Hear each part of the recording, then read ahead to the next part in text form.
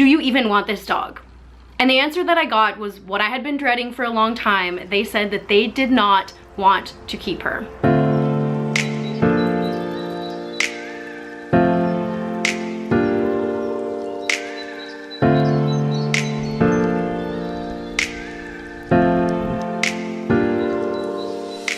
If you guys have been here for a while, then you will know that I've been fostering Jazz for about 9 months now. You'll also know that the reason that I've been fostering her is that her family was moving from China to Australia, and you can't send dogs directly from China to Australia. They have to spend 180 days in another country. Obviously, it's been more than 180 days. So we have a little bit of a predicament here. Basically, after months and months of the owners not responding or, you know, sending really patchy messages, I just finally asked them, do you even want this dog?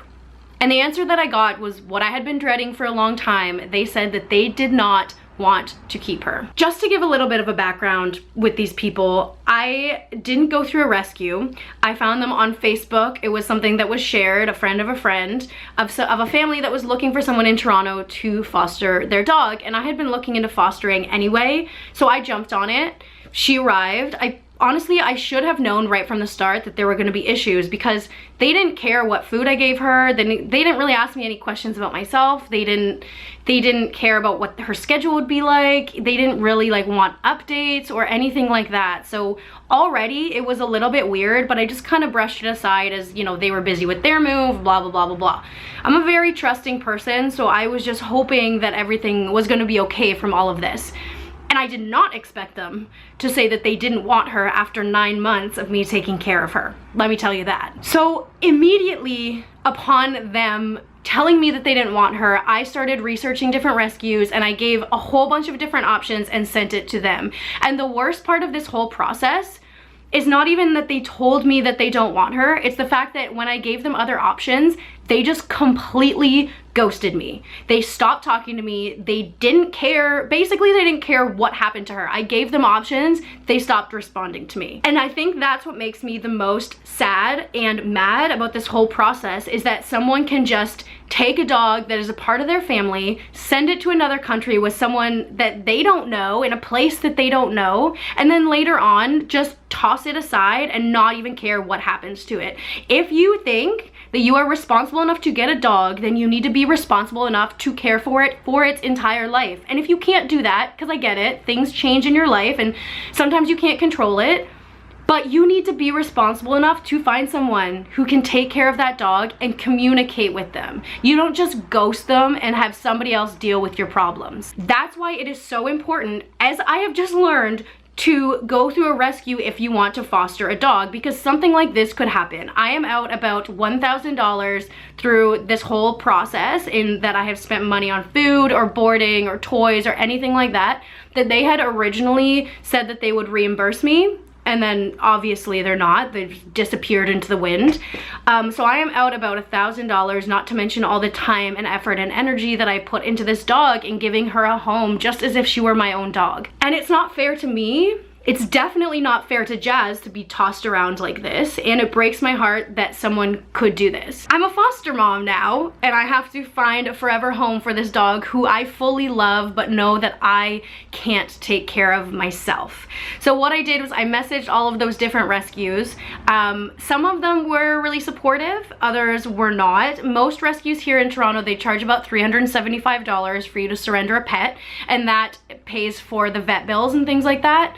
But I sent them my situation. I said, here's what's going on. This happened to me. I'm a student. I can't financially pay that, but I'm willing to foster her. I'm willing to take care of her in every way that I can, but I can't do that $375. Most of them couldn't help me. There was one though that was so amazing. They're called Coveted Canines. I will link them below. You guys can check them out, and they have been nothing but amazingly supportive and wonderful through this entire process.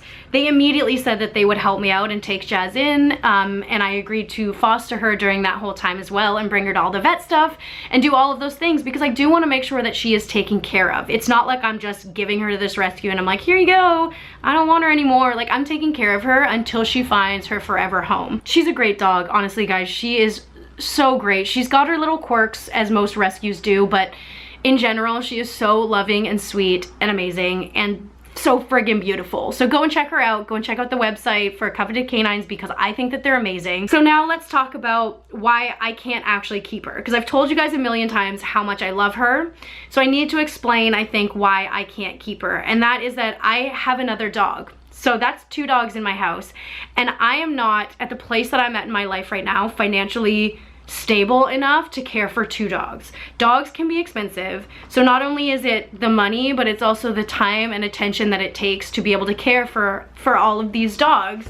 And I'm not able to do that at this point in my life. I'm a student, I'm moving to the United States soon for school, and then my schedule is gonna be absolutely insane. So I know that I can't give her the best kind of life that she needs, and it makes me sad to say it, but I know that she needs to go to a home where someone is ready to be able to do that. Not to mention the fact that we have 3 other dogs in Texas in that home, and Jazz would just not be happy in a situation with 4 big dogs every single day. That's just not something that would be good for her. It's not something that she would enjoy. And so I know that she needs to go to a place where she can live the best life possible. So that's why I can't keep her. And it's very sad for me to say because I'm so attached to her, but that's the reality of the situation. In this process, I have to take her to the vet so she can get cleared. I need to get a bio written up about her. I'm gonna be doing meet and greets with potential new families.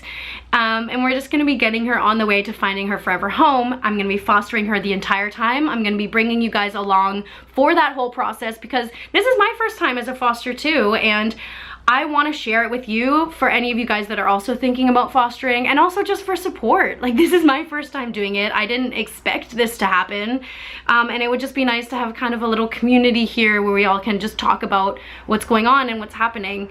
And so we're gonna do that. So stay tuned for all of the videos that are coming up about Jazz's journey to her forever home. The next one I think is gonna be when we go to the vet, because on Sunday we're scheduled to go to the vet. She's never been to the vet here before, so I don't know how she's gonna react. I'm pretty sure she's got to get needles. I think it's gonna be crazy. So stay tuned and we'll see you in the next video. Thanks, guys.